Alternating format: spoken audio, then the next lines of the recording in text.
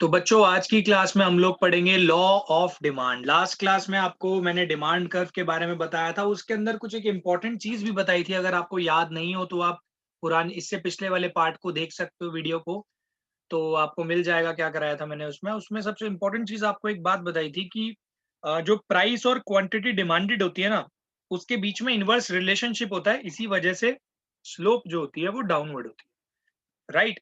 इसी चीज को अगर मैं क्या कहते हैं एक स्टेटमेंट के फॉर्म में लिखूंगा तो वो लॉ ऑफ डिमांड कहलाएगा। लेकिन उसको मैं उसके अंदर कुछ कंडीशन भी डालूंगा।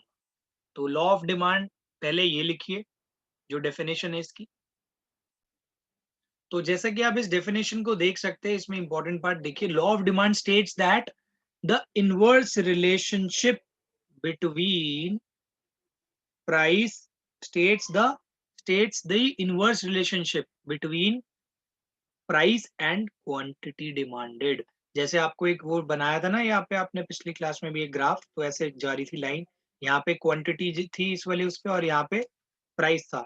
तो इनवर्स रिलेशनशिप था, जैसे जैसे प्राइस ऊपर जा रहा है क्वांटिटी कम हो रही है, या फिर आप ऐसे कह सकते हो जैसे जैसे प्राइस घट रहा है क्वांटिटी इंक्रीज हो रही है। ठीक है, तो इसको कहते हैं इनवर्स रिलेशनशिप।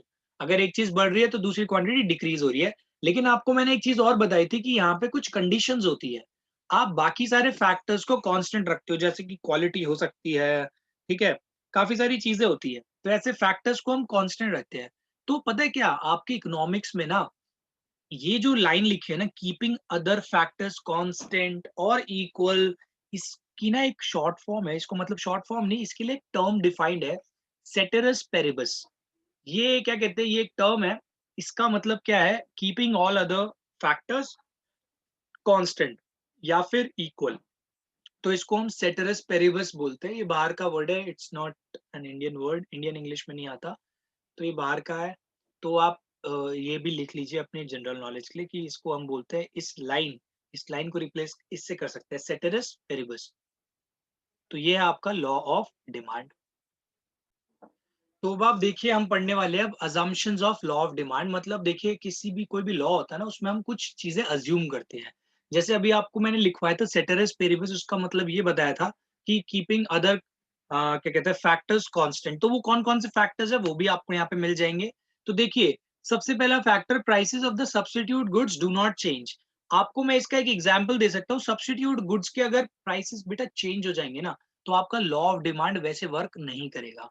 फॉर एग्जाम्पल, क्या कहते हैं, कोई भी सब्स्टिट्यूट गुड, मान लो एक टी हो गया एंड कॉफी हो गया, और कॉफी, ठीक है। मान लो ये टी और कॉफी एक दूसरे के सब्स्टिट्यूट है। अगर मार्केट के अंदर मान लो कि जो टी के रेट है ना, ये क्या कहते हैं डाउन हो रहे हैं, ठीक है, या टी के रेट डाउन छोड़ो, ये जा रहे हैं अप, या फिर थोड़े से डाउन, चलो डाउन वाले एक एग्जांपल ले, वैसे दोनों में फिट बैठ जाएगा, कोई प्रॉब्लम नहीं है। मान लो टी के रेट जो है ना, प्राइसेस जा रहे हैं डाउन, ठीक है, तो नॉर्मल केस में क्वांटिटी की डिमांड तो बढ़ेगी, ठीक है। लेकिन मान लो कि ये जो क्या कहते हैं सब्स्टिट्यूट गुड है ना, यहाँ पे इसके क्या कहते हैं, इसके भी प्राइसेस डाउन चले गए, और इसके प्राइसेस ना काफी ज्यादा डाउन चले गए, टी के भी इतने नहीं गए।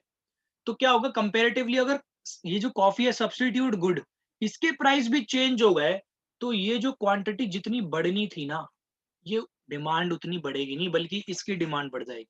तो यहाँ पे तो हमारा लॉ ऑफ डिमांड फेल हो जाएगा ऐसे केस में।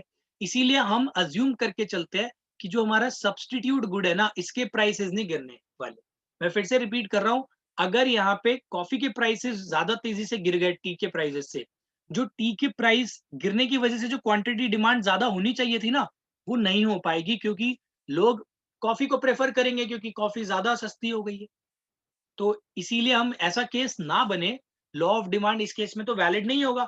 इसीलिए हमने क्या बोल दिया कि prices of substitute goods do not change. Similarly prices of complementary goods remain same. जैसे सब्स्टिट्यूट गुड्स के चेंज नहीं होंगे, वैसे ही हम मान के चलते कि क्या कहते हैं कॉम्प्लीमेंट्री गुड्स के चेंज ना हो। ठीक है, ये हो गया। इसके बाद income of consumer remain same, इसका भी ध्यान रखना है। ये हम अजम्पशन मान के चलते हैं, income of consumers consumer remains the same, right. Fourth क्या है, there is no expectation of change in price in future. आप ध्यान रखना है इसमें, there is no expectation of change in price in the future.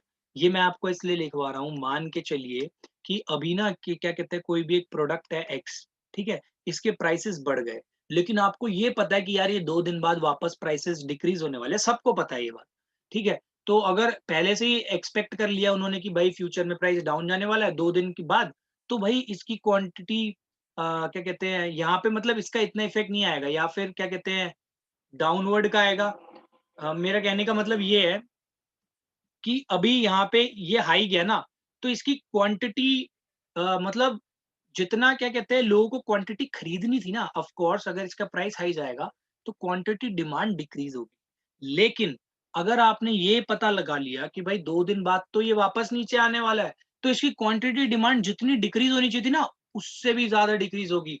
May be ऐसा हो लोग इसको बिल्कुल ना खरीदे। क्यों? क्योंकि लोगों को पता है यार 2 दिन बाद तो इसका प्राइस वापस डाउन जाने वाला है। तो अगर मान लो कि इसका प्राइस था 8 रुपए और इसका प्राइस हुआ 16 रुपए, ठीक है? 8 रुपए जब इसका प्राइस था ना, तो लोग इसको मान लो 10 क्वांटिटी खरीद रहे थे, और जब 16 गया तो लोग इसको 5 क्वांटिटी तो ज़रूर खरीदते इसकी। लेकिन जब लोगों को पता चला नहीं 2 दिन बाद वापस इस ये 8 रुपए का हो जाएगा, तो लोग अब ये 5 भी नहीं खरीदेंगे। लोग कहेंगे भाई मे बी कोई इमरजेंसी में 1 या 2 खरीदे जिसको इमरजेंसी हो उस प्रोडक्ट की। बाकी ये लोग जो है ना 5 खरीदने वाले, ये कहेंगे यार 2 दिन बाद तो वापस डिक्रीज होगा, तो कोई फायदा नहीं है।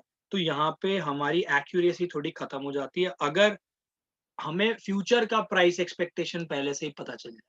तो इसीलिए हमने क्या मान के चला है यहाँ पे कि ये जो फ्यूचर के अंदर जो ये प्राइस एक्सपेक्टेशन है ना, फ्यूचर प्राइस एक्सपेक्टेशन क्या कहते हैं फ्यूचर की, ये हमें नहीं पता हो, ठीक है।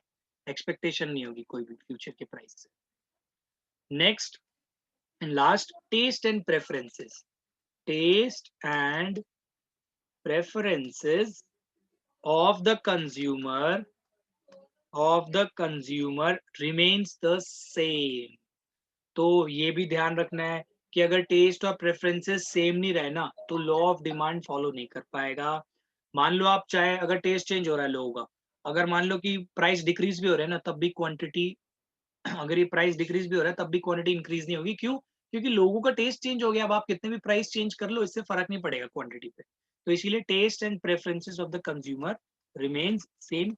हम ये सारे फैक्टर्स मान के चलते हैं, और ये एक तरह से ये आपके जो ऊपर वर्ड लिखा था ना, कीपिंग अदर फैक्टर्स कांस्टेंट या फिर सेटरस पेरिबस, तो उसी को वो इसी ये इन्हीं की वजह से लिखा गया। ये सारी चीजें देख रहे हो आप, सब कांस्टेंट है।